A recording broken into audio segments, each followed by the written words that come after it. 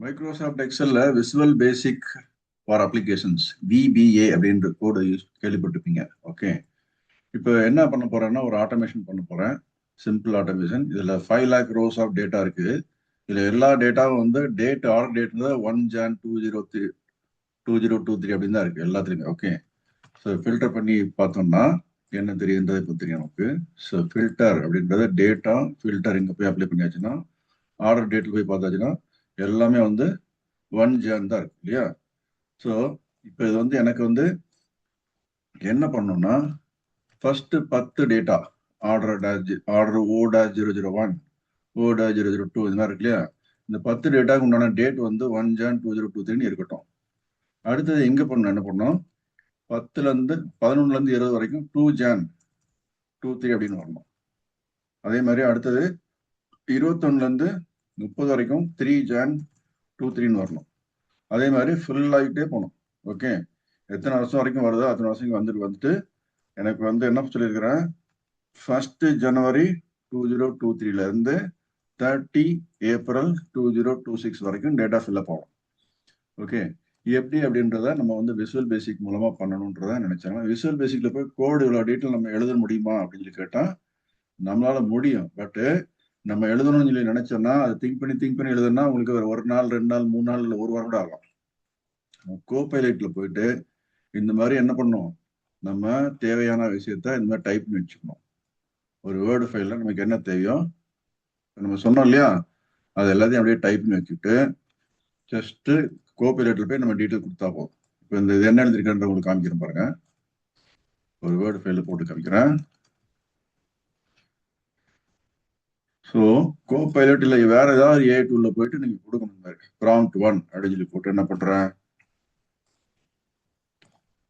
Get me VBA code அப்படின்னு போட்டிருக்கேன். So இதுதான் வந்து விசுவல் பேசிக் கோடு வேணும்னு சொல்லி கொடுங்க. For doing what which does below activity அப்படின்னு சொல்லி போட்டு ஆக்டிவிட்டி 1 அப்படின்றத இங்க தனித்தனியாக காமிக்கிறேன்.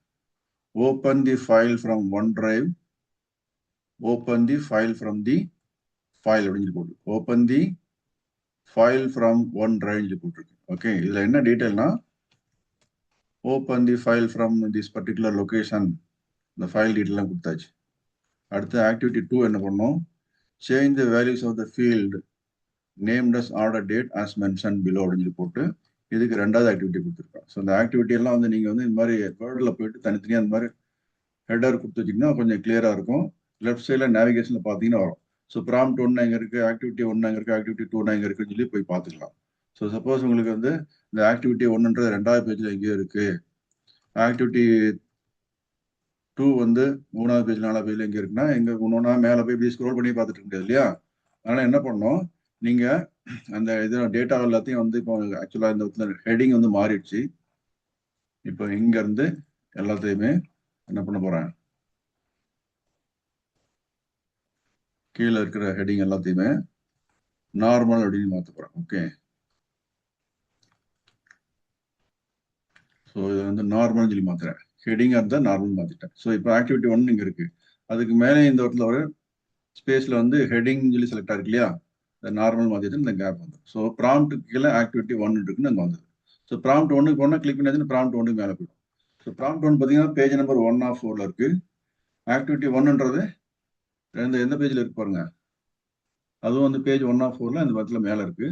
ஸோ அது வந்து சப்போஸ் ஒரு 4வது பேஜ்ல இருக்குன்னு வச்சுப்போம். 4வது பேஜ் 5வது பேஜ்ல இருக்குன்னா நீங்க 4வது பேஜ்ல இருந்து மேலே ப்ராம்ப்ட் 1க்கு போகணும்னு சொல்லி போனால் இவ்வளவு தூரம் நீங்க ஸ்க்ரோல் பண்ணிட்டு போகணும்.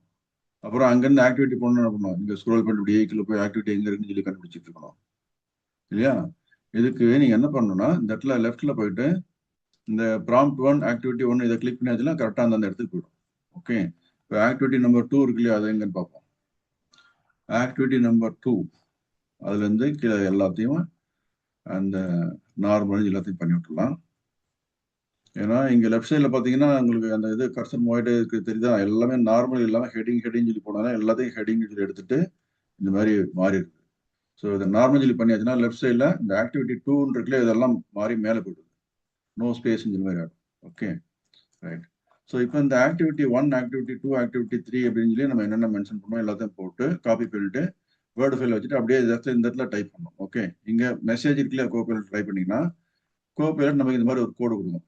Here is a ready to paste VBA macro that will open your OneDrive file and update the order date column exactly as you described சொல்லி போட்டிருக்கு. இது வந்து OneDriveல இது ஒர்க் பண்ணி பார்த்தேன், எனக்கு ஓப்பன் ஆயிடுச்சு, எல்லாமே டேட் கன்வெர்ட் ஆயிடுச்சு. இப்போ அது மாதிரி என்ன சொல்லியிருக்கேன், now get me revised code to automate the process in this file. அதாவது என்னோட இ டிரைவ்ல என்னோட டிவைஸ் லேப்டாப்குள்ளே இருக்கு. வெல்த்ன்ற ஃபோல்டருக்குள்ள, எம்எஸ் ஆஃபீஸ் கோச்சிங் ஃபோல்டருக்குள்ள, எம்எஸ் எக்ஸல் கோச்சிங் ஃபோல்டருக்குள்ள, ரா டேட்டா மாஸ்டர் ஃபோல்டருக்குள்ள, அதுக்குள்ள உண்டான சப் ஃபோல்டர் பேர் என்ன, FMCG industry, fast moving consumer goods இண்டஸ்ட்ரிக்குள்ள அந்த டேட்டாக்குள்ள டிஎஸ்ஆர் எஃப்எம்சிஜி, டிஎஸ்ஆர்னா டெய்லி சேல்ஸ் ரெக்கார்டு, எஃப்எம்சிஜினா fast moving consumer good dash 5 lakh rows அப்படின்ற ஃபோல்டருக்குள்ள ரா டேட்டா அப்படின்னு சொல்லி போட்டுல எந்த ஒரு அக்ரிகேஷன் கிடையாது, சம் பண்ணல, டிவைட் பண்ணல, விலுக்கப் பண்ணல, எதுவுமே பண்ணல, ஜஸ்ட் ரா டேட்டா தான் இருக்கு. Raw data DSR 5 lakh rows clean அப்படின்னு சொல்லி போட்டுருக்கலையா 27. இன்னைக்கு நான் கிரியேட் பண்ணியிருக்கேன் எக்ஸ்எல் எஸ்எக்ஸ் இந்த ஃபைல். இந்த ஃபைலில் எனக்கு இந்த மாதிரி கோடு கொண்டு வந்து கொடுக்கணும்னு சொல்லி கேட்டிருக்கேன். அதாவது நம்ம ஃபைலில் பார்த்தீங்கன்னா இப்போ 1 Jan 2023 தான் 5 lakh ரோவில் இருக்கு. இல்லை 5 lakh row எப்படி சொல்லி சொல்கிறோன்னா ஆர்டர் 1, ஆர்டர் 2, ஆர்டர் 3 சொல்லி போட்டு இப்படி போட்டு பார்த்தீங்கன்னா 5 lakh அப்படின்னு சொல்லி கீழே வந்துருக்கு. ஸோ ஹெட்டிங் ரோவை சேர்த்து இந்த ரோ நம்பர் 5 lakh 1 சொல்லி காமிக்குது. ஓகே, இப்போ நான் என்ன பண்ணுறேன், கோபைட்ல கொடுத்த உடனே நமக்கு இந்த மாதிரி ஒரு டீட்டெயில் வந்துச்சு பாருங்க. Here is the revised VBA macro tailored for your new file path and data set with the 5 lakh rows. Okay, it automates the same logic. மேல ஒரு OneDriveல 5 lakh row பண்ணி ஆல்ரெடி பண்ணி காமிச்சிருக்கேன். ஐ மீன் பண்ணி காமிக்கலாது, உங்களுக்கு காமிக்கல, இந்த இடத்துல ஃப்ரெஷ்ஷாக காமிக்க போறேன். ஓகே, அதே மாதிரி வந்து இப்போ லேப்டாப்ல உண்டான டிவைஸ்ல கிளவுட் லொகேஷன்ல கிடையாது, லேப்டாப்ல உண்டான ஃபைல்ஸ்ல இருந்து. Okay, opening the file, finding the order date column, filling rows in blocks of 10 with consecutive date from 1 Jan 2023 to 30 April 2026 and blanking out any leftover rows அப்படின்னு சொல்லி கொடுத்துருக்கு. அதாவது எனக்கு இருக்கிற 5 லட்சம் ரோல வந்து 10 ஃபில் அப் பண்ணிட்டே வா டேட்டு. ஃபர்ஸ்ட் 10ல வந்து 1 Jan 2023 இருக்கணும், செகண்ட் 10ல வந்து 2 Jan 2023 இருக்கணும் அப்படின்னு சொல்லி போயிட்டு 30 April 2026 வரைக்கும் தான் இருக்கும். 2023 இயர் வேணும், 2024 இயர் வேணும், 2025 வேணும், 2026ல மட்டும் 30 ஏப்ரலோட நிப்பாட்டிக்கன்னு சொல்லியிருக்கிறேன். அதுக்கப்புறம் இருக்கிறவங்களாம் வந்து ஜஸ்ட் அந்த டேட்டா பிளாங்கா பண்ணிட்டுன்னு சொல்லி போட்டுருக்கேன். என்ன பண்ணு, இப்போ இது வந்து டீட்டெயில் கொடுத்துருச்சு, சப் ப்ரொசீஜர் இங்கே ஸ்டார்ட் ஆயிருக்கு, நிறைய கோடு கொடுத்துருக்கு, டிம்னு சொல்லி கூட டிக்ளரேஷன் ஆஃப் தி வேரியபிள்ஸ் எல்லாம் இருக்கு. இதெல்லாம் எனக்கு விபிஏல தெரியும் எனக்கு. ஓகே, அது மாதிரி வந்து இது கமெண்ட் லைன், இது கம்ப்யூட்டர் எக்ஸிக்யூட் பண்ணாது, பட் இது நமக்காக activity 1 open the file.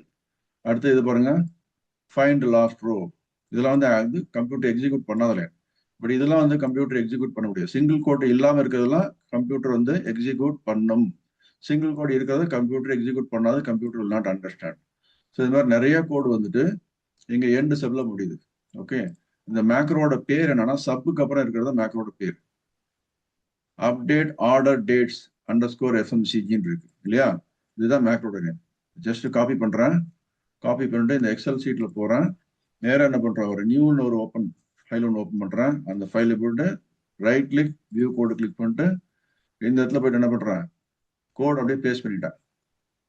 Okay, இதான் மைக்ரோசாஃப்ட் விசுவல் பேசிக் இருக்கு. இந்த கோட் அப்படியே ரன் பண்ணணும்னு சொல்லி சொல்றேன், ஜஸ்ட் அவ்வளோதான். ரன் பண்ண உடனே நம்ம ஃபைல், அந்த ஃபைலுக்கு வந்து டிஸ்பிளே வந்து ஒரிஜினல் ஃபைல் போயிடுச்சு, போய் இப்போ வேலை பார்த்துட்டு இருக்கு. 5 lakh ரோஸ்லயும் வந்து டேட்டா வந்து ஆர்டர் டேட்டா எல்லாத்தையும் மாத்துறதுக்கு பார்க்குது. எவ்வளவு செகண்ட்ல முடிக்குதுன்னு சொல்லி பாருங்க. இது வரைக்கும் ஒரு 5 செகண்ட் முடிஞ்சிச்சு. 5 செகண்ட்ல வேலையை முடிச்சிச்சா பாத்தீங்களா, order dates updated successfully 5 lakh rows சொல்லி.